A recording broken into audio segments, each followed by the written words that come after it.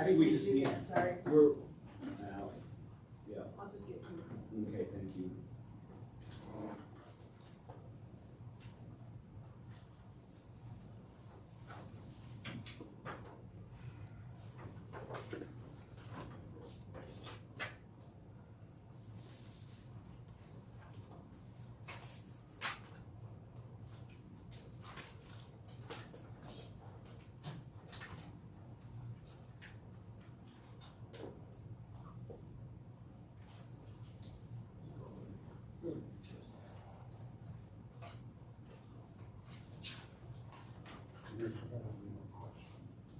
Someone approached me. Can President Hunt? I know that house up there. Mainstream says no, but I don't see that. I would tell Yeah. them that or a new one. Yeah. I would have been something else, walking. Right. Yeah. No, I don't think that's. Yeah. Unless the town, like, yeah. That's what that much is. Unless there was like some specific game reserves, I don't think you would authorize anyone, so, yeah, I would say no. One of them, it was like the secretary.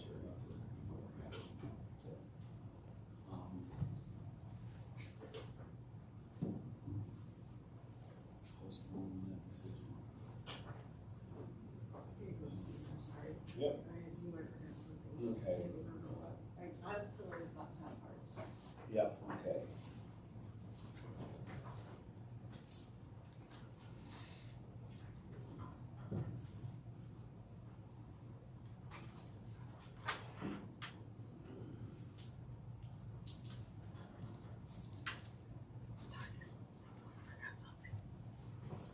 Overhead's not all the way there.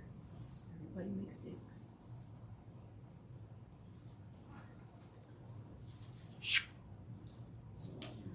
This one.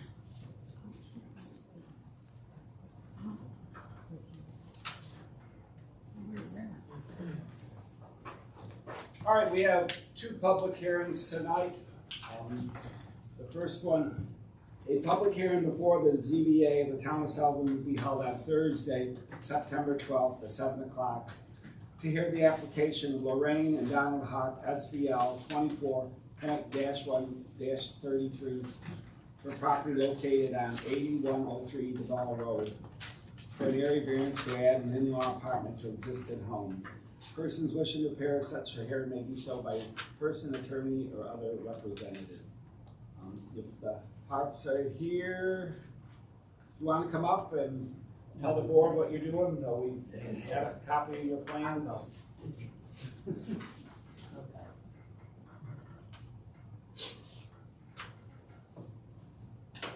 Hey, Hi, so what are you proposing? we're proposing to put on 24 by 24 addition onto the side of, on Chestnut Ridge Road, an addition. It's gonna be a kitchen and it's gonna be a living area. The bedroom's already existing and there's already an existing bathroom. So, I'm gonna add on a kitchen, simple. You know what we want. And you need the relief in what area again? On the Chestnut Ridge Road side. The road frontage. No. No, I think it's a Lot. lot coverage. Lot coverage? That's a lot. Okay. I need 50% of relief for lot coverage. Right. Boy. You should have, man. Is it lot It coverage or doesn't, lot in size? this picture, it doesn't. Minimum Why? lot size.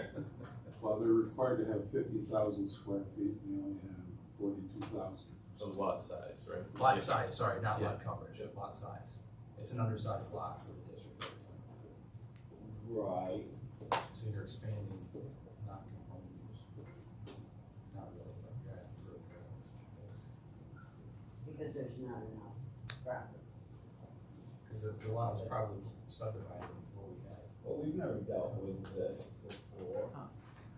You know, down on the lake, if the lot's smaller and we're working on a side variance, you know, we've never had to deal with. But essentially, in-law apartments would be looked at as a two-family. Okay. Well, it used to be a two-family. And because of the lot size of 42,000 square feet, the zoning code says you need to have 50,000 square feet. Okay, All right, they just need a variance for the 15% all right, for lot size. okay. That makes more sense now. Big lot.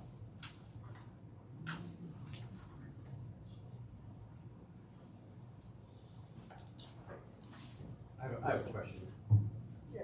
Your drawings say 29 by 24. Thank you. It also says 29 by 24 feet and 29, where's 29? What? Here, you want me to- it also says under brief description Uh-huh, of the proposed action, construct 24 by 29 addition. so 24 by 24, but there is a porch that we want to add on facing the cattails. Maybe that's where Which they come makes in it with 29. 29. Which makes it Right. 29. It's actually, the interior is gonna be 24 by 24, it's gonna be an outside porch that's 5 foot that goes out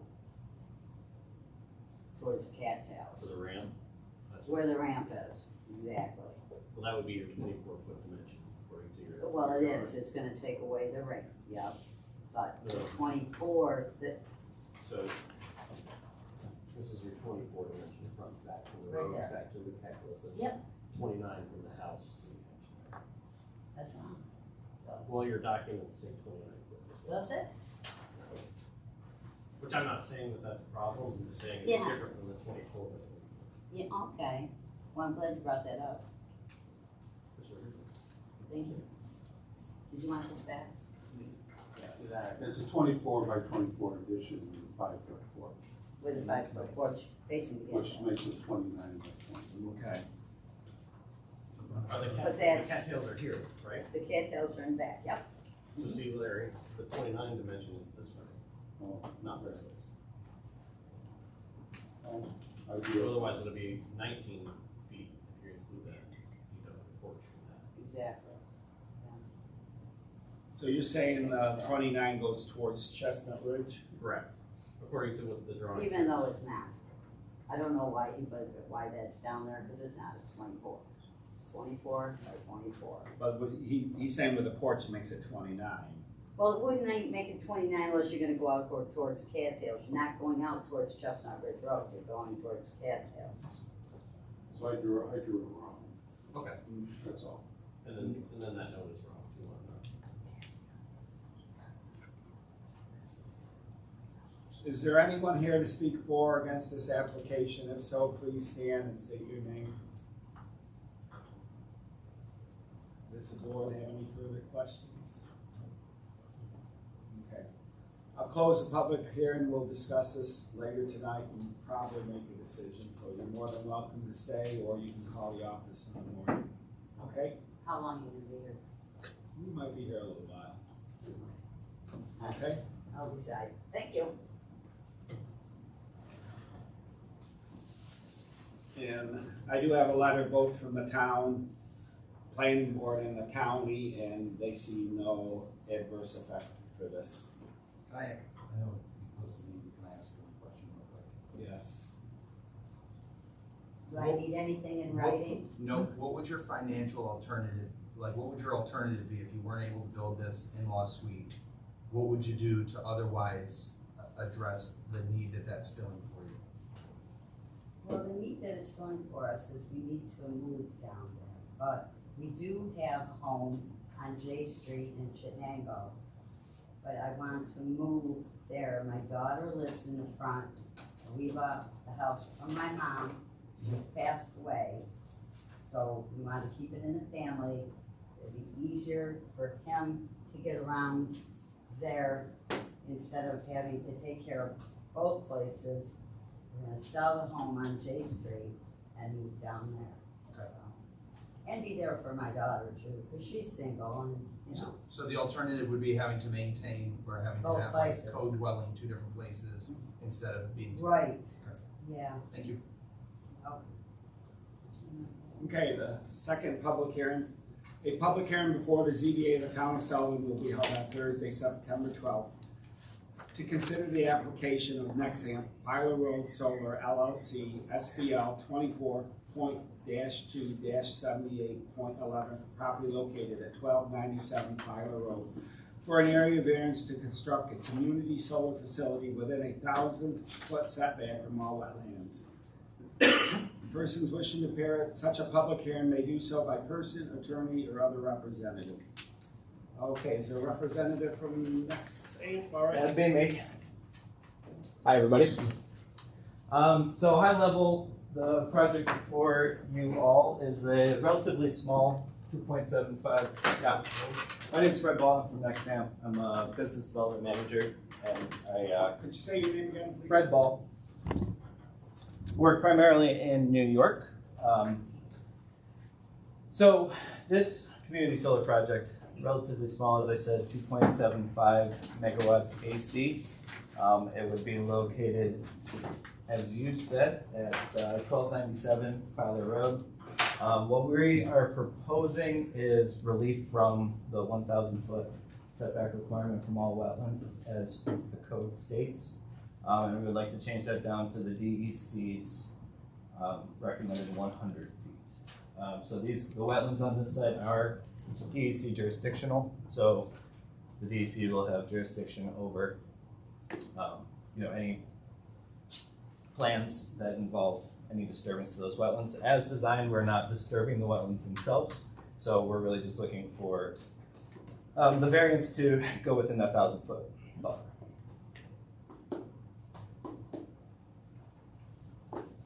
Okay. So that's the high level. Happy to answer any questions and talk through. Does the board have any questions? Has it been delineated or is it It has. just? Yep, so you'll see on the maps that we provided, there's wetland areas marked out. Those are the delineated points.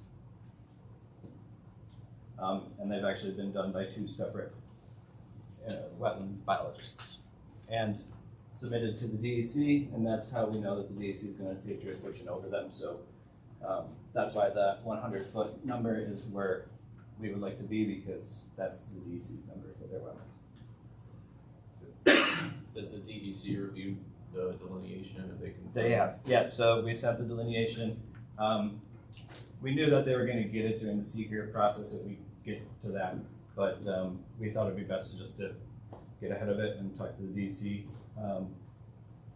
in parallel. So we did send them our delineations, and our wetland biologist is working with them to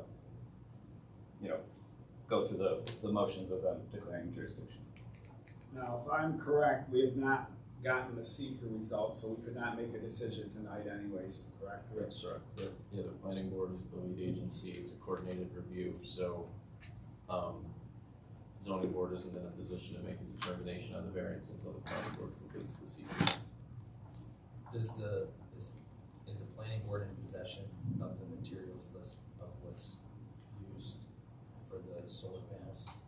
I'm not sure if they've received that. Do you know if they've received that? Seems like The submission materials for the application? the information that's been obtained by the planning board in order for them to perform an adequate seeker. Yeah. Do they have the materials information on what the panels and the supports are constructed from? We've provided the manufacturer's material sheets of their spec sheets, yeah. As far as the detail of the actual what's in them, I'm not sure if they'll specify that, but we've given them the spec sheets, if that's what you're after. That's what I'm asking. So I don't think so, generally speaking. So you don't think they have them? Well, they have the spec sheets.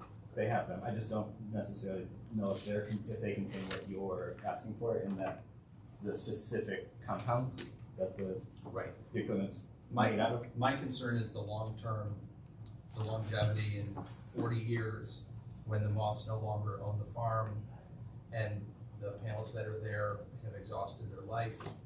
They're not worth the property taxes that they're being charged because they're not generating enough electricity. Mm-hmm. And whoever you guys sell to, when you guys are done implementing it, they also walk away. You have a new property owner that has 3 acres of solar panels that, depending on the material you use, may not be able to be accepted anywhere in a landfill or anywhere for recycling. And now the county does a tax foreclosure, and we own a site that can't be cleared. That's my concern. Sure, That's why valid. I care what's in the panels. Sure, so a couple things on that. First of all, the planning board, part of our application is a decommissioning bond. Yep. So the town will have a cash surety that if Nexamp were to go under and the project is no longer being maintained, there's cash there for decommissioning. That's first. Second would be, lost my train of thought, sorry. The panels themselves are silicon and copper, and then they're on steel. So there's no hazardous materials. We have a partnership with a recycling company in place so that all of our panels do get recycled. But the third part to that is that Nexamp doesn't sell projects, we maintain and operate them for their life. So I hear your concerns, but I think the planning board application is sufficiently. They've got what they need. They got what they need. Mike mentioned 3 acres, but how many acres do the 11. panels cover? 11. 11 acres. Total I'm sorry, of fence. it's 2.7, it's 2.7. 2.7 megawatts, correct, yeah, about 11 acres within the fence line. So that's not necessarily 11 acres of panels, just the fence encompasses 11 acres.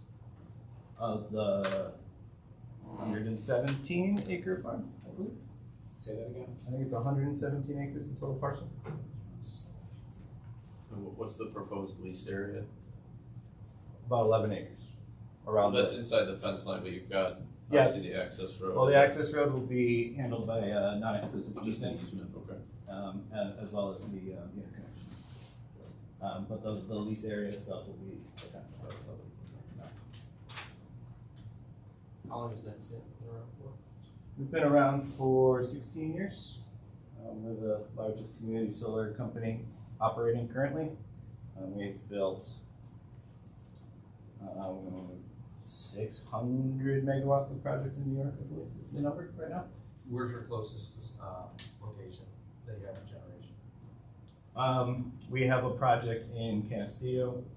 We have Lennox. We have, Which one of mine do you guys have? it's called Owl Creek, 1, 2, and 3. There's 3 co-located projects there. It's quite Is that the ones on Canal or? What road is that off of? No, Canal? You don't know the area? I don't have that on the top of my head, no. Is it near the railroad or is it closer to the interstate? Or none of the above? I can pull up a map if you'd like to see a map. That's it, it's not important. But yeah, so then going the other way on 90, Clifton Springs, Batavia, those are kind of far, but 5 acres, 5 acres solar near Auburn. In 16 years, have they ever decommissioned a solar field? Yeah. Like I said, we have that relationship with our recycler for during construction of something, if we get broken panels or, they fall off a truck or if they get damaged, then they go to the recycler. But, it's a larger agreement for the rest of the projects when that time comes. Is there anybody here to speak for or against this project? Please stand and state your name clearly. Art Lilio, Waterbury Road. The company wants approval to place 11 or 12 acre footprint well within our 1,000-foot setback for wetland. They proposed 900-foot variance from our sensitive wetlands. And my comments are, I don't support removing the town's 1,000-foot wetland setback. Although the applicant cites a Rosenberg standard to support its request for variance. On the applicant's 2 points of contention there, I fail to see in the application where the applicant justified how that variance is required to render safe and adequate service. Further, the applicant cites compelling reasons, economic and otherwise, to make it more feasible for them to seek the Rosenberg variance than to seek alternate locations. Yet, the applicant fails to cite their compelling reasons beyond a bland phrase they intend to build a project which enhances the agricultural lifestyle of the neighbors. Now, in 2021, the town board, our elected town officials, put in place a 1,000-foot wetland setback for solar projects, the 2021 solar law. I was there for the meetings in November of 2021 and December of 2021, and nobody spoke at the public hearing for that law. Those good reasons that they put that in for are available online, both in the minutes of those meetings as well as on YouTube if you want to watch them in person. I think you're going to need to take a look at that law's details for comparison to this proposal because of some things I'll mention here. This is only comment number one. So they want to almost completely bypass our 1,000-foot setback. Our elected town board put that in for protections for wetlands, flora, and fauna, for rare species, not yet studied by this applicant, by the way, for town residents and our taxpayers, just as they voted into town law a number of limits for quarry projects. They severely limit both types of projects for reasons that you'll see when you go in to take a look at the minutes. I should also mention that substantially reducing the 1,000-foot setback for this applicant would establish a significant precedent and certainly result in similar expectation by all future solar project applicants with their solar projects. Number two of 8. In departure from our town's standard practice, the public hearing for this board was scheduled before the applicant made this public presentation. In many of these public presentations, we get added information that's helpful for the public hearing. In terms of town process, all other project applicants typically have first made a public presentation and then you schedule them for a public meeting. I was a little surprised that this applicant was making a presentation at the same night that they were coming for a public hearing. But it does help the public to gain information and prepare our comments on the applicant's written and oral presentation, which I'm obviously not really able to do here. Those town residents who may be interested in speaking will expect to review the applicant's oral presentation. And the applicant also fails to provide this board with the project's impact on the value of nearby properties, again, as required in the town's 2021 solar law. Again, the applicant fails to cite their compelling reasons for its location here beyond the bland phrase they intend to build a project that enhances the agricultural lifestyle of the neighbors. I'd like to ask you to please table this public hearing or continue it open until your next meeting before issuing a decision. Number 3, this applicant is asking you to approve their proposal. This applicant also has a pending Lakeport Road solar application, which includes a presentation map that seems to show from the company that there is no suitable town land lying beyond a 1,000-foot wetland setback. And I must state that their maps are completely wrong because my property's on it and I'm on a rise. I'm nowhere close to 1,000 foot from a wetland and I'm blacked out too. That's impossible. So I'd invite the board to take a look at those materials and ask the applicant to have their engineers take a second look at the 1,000-foot setback. I don't believe they can truly say that there are no properties with beyond the 1,000-foot setback. I beg to differ. Now, the county planning department responded there are likely many other locations in central New York to place this project without the need for variance here. And the applicant justifying this project because it uses up the remaining capacity on the 3-phase line does not raise compelling issues or reasons, economic or otherwise. So I asked you to check for other known irregularities in the map. This applicant, for this project at least, hasn't even provided that. But the same applicant in another one did provide that map. Number 4, the applicant has failed to provide any maps to show other potential compromise setbacks for the project. For example, what does the townwide setback map look like if you give them 100 feet of variance, 200 feet of variance, 300 feet of variance, 400 feet of variance, 500 feet of variance? The applicant didn't think to do this. Nobody has asked for that yet, but it's a reasonable request because you're being asked for 900 feet of variance right off the bat, and he's providing no such maps. The preparation of these alternative maps would be useful, if they're right, in helping the board to consider other various compromised setback locations for this project location. And the board members, I think, should request these maps to be prepared by the applicant.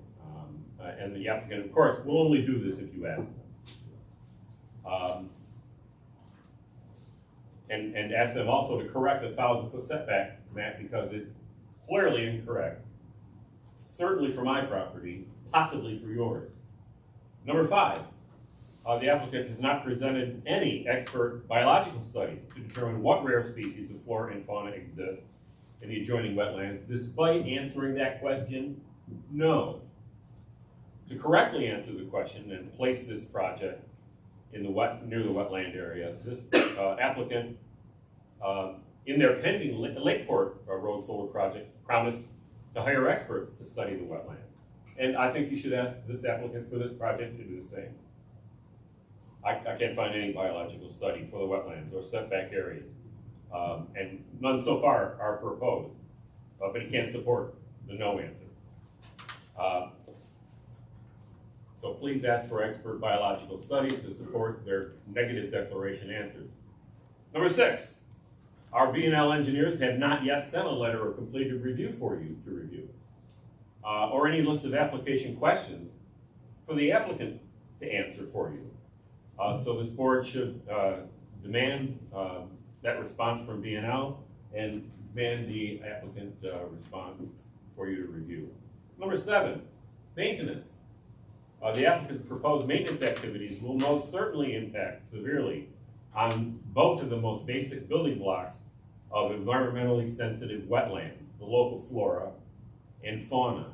They propose mowing activities and, at the last planning board meeting, introduction of sheep for that purpose. However, they have not presented the expert biological studies to determine what rare species might exist here.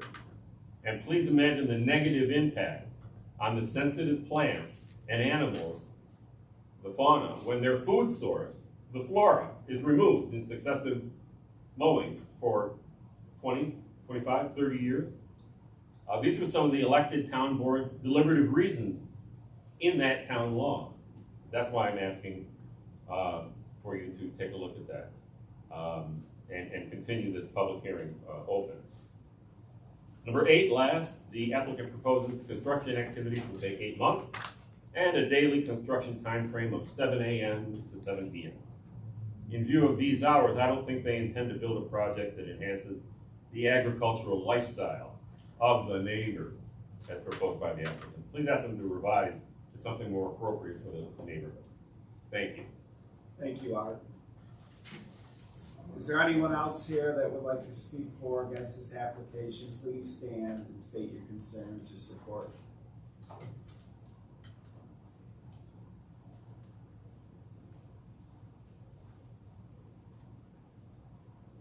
Okay.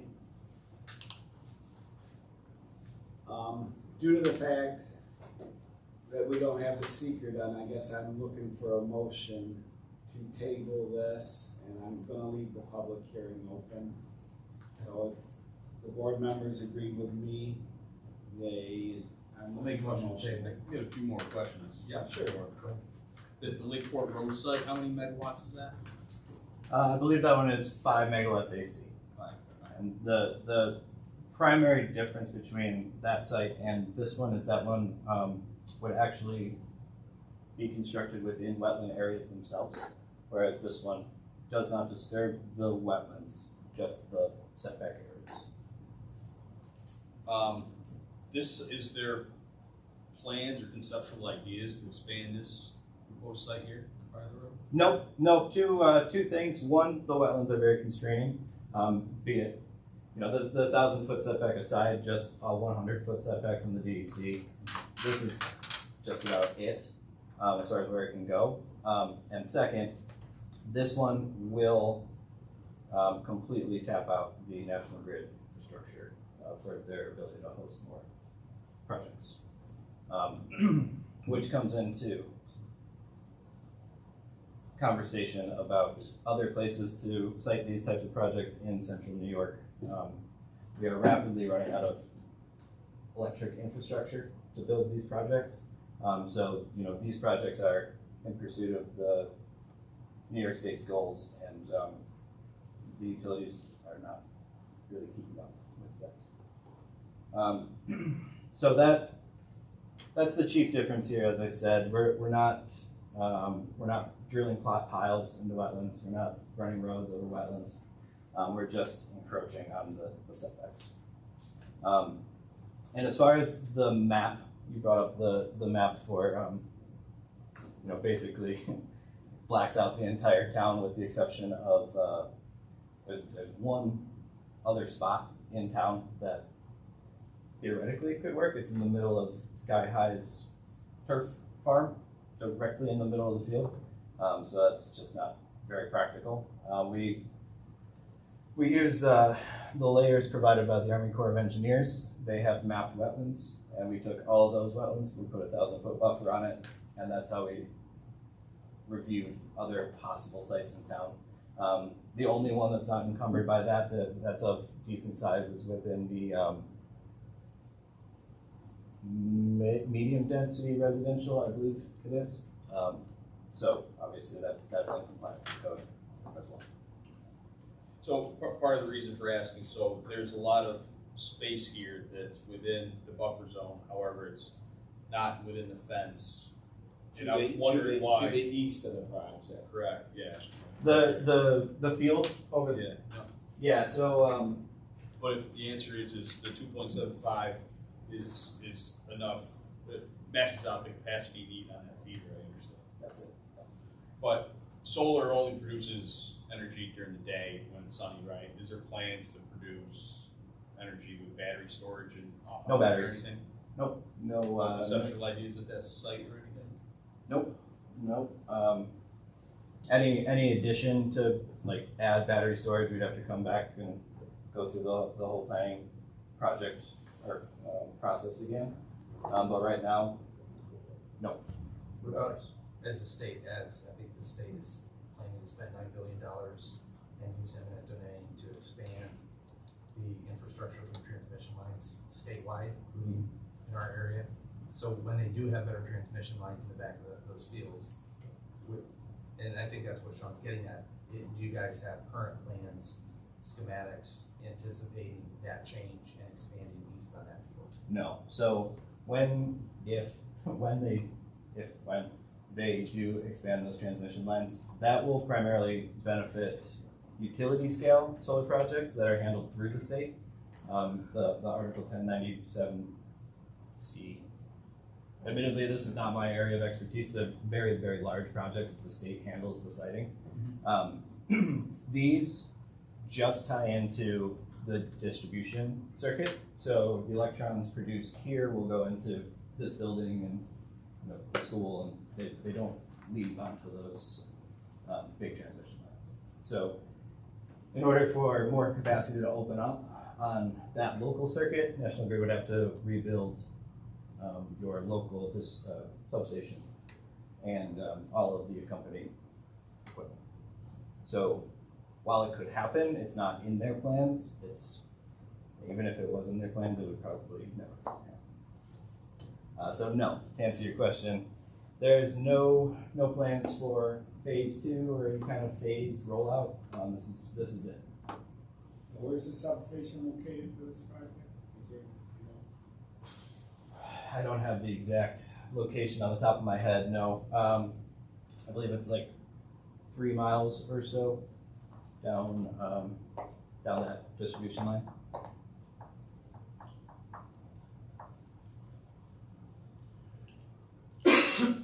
All right, any other comments? Oh, actually, I closed everything, excuse me. We're looking for a second on Mike's motion. Second. Any further discussion from the board? All in favor is signify, all in favor of tabling until next meeting, signify by saying aye. Aye. Aye, unanimous, okay. All right, we'll probably see you next month. I'm sure y'all will see me after we go through a couple rounds of planning board. And then, hopefully we come back and we have some more information and a more locked in, site plan. But, I appreciate you all hearing me, and, if there's any questions, give me a call, send me an email, whatever works. And, looking forward to hopefully building a project with y'all. Thank you. Thank you. Do we have any new business, anything on the agenda for next month, Jerry? Yes, there may be a fence. I don't have anything yet for sure, but there might be a fence variance.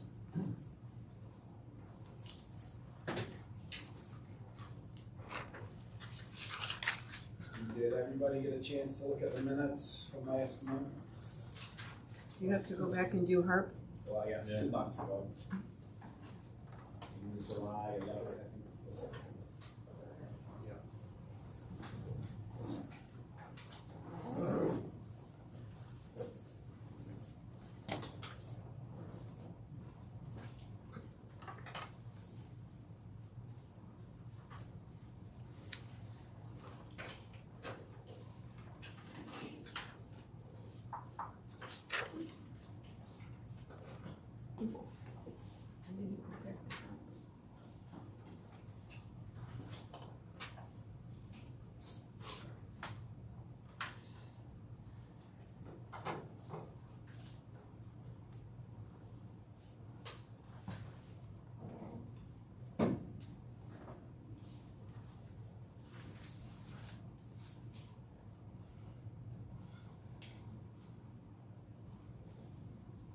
You still have the Sager issue to reevaluate. That's right.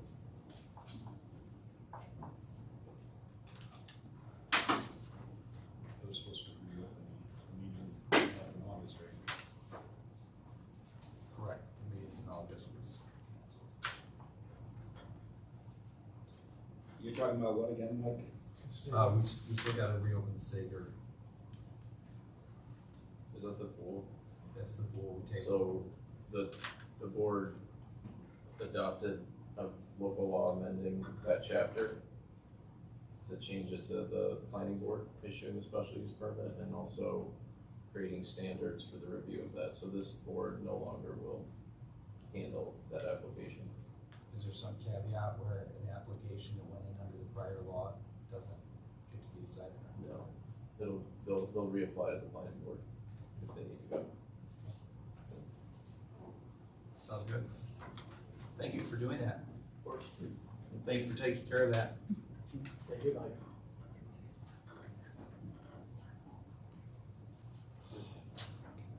We don't need to address it on that, members that no longer have to deal with it, Right. This board. So I'll make a motion to approve the minutes as submitted. Do we have a second? I'll second that. All in favor of accepting the minutes as submitted, signify by saying aye.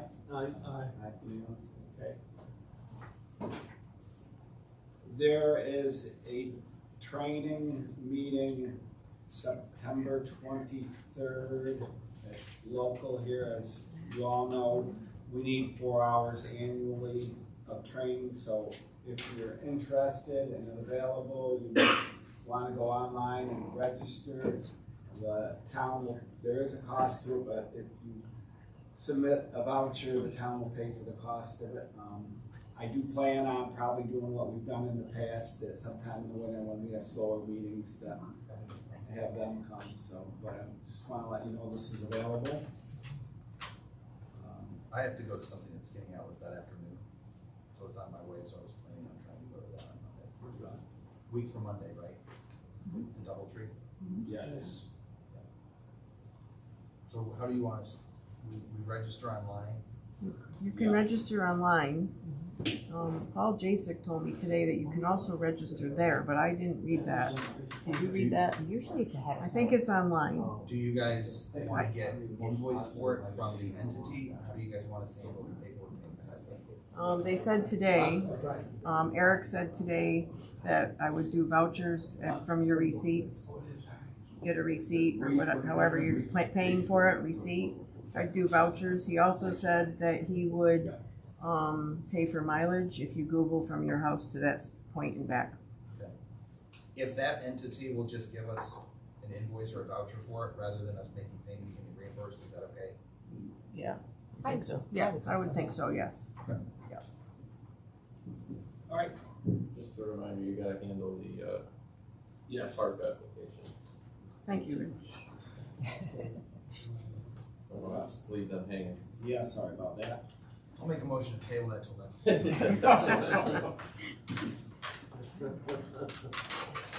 Who do you want to write that one up? You got it? All right.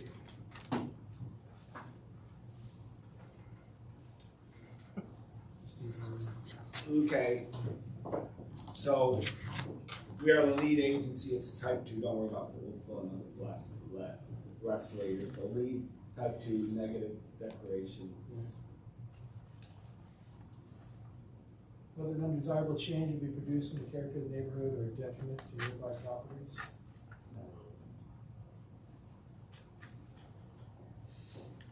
Whether benefits sought by applicant can be achieved by a feasible alternative to the variance. No, maintaining two properties is very significant. What is that? Cost them.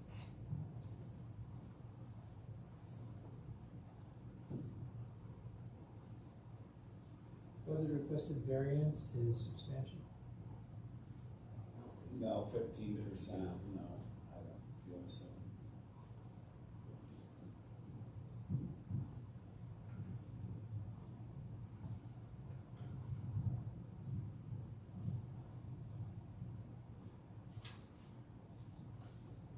Would the variance have an adverse impact on the physical environment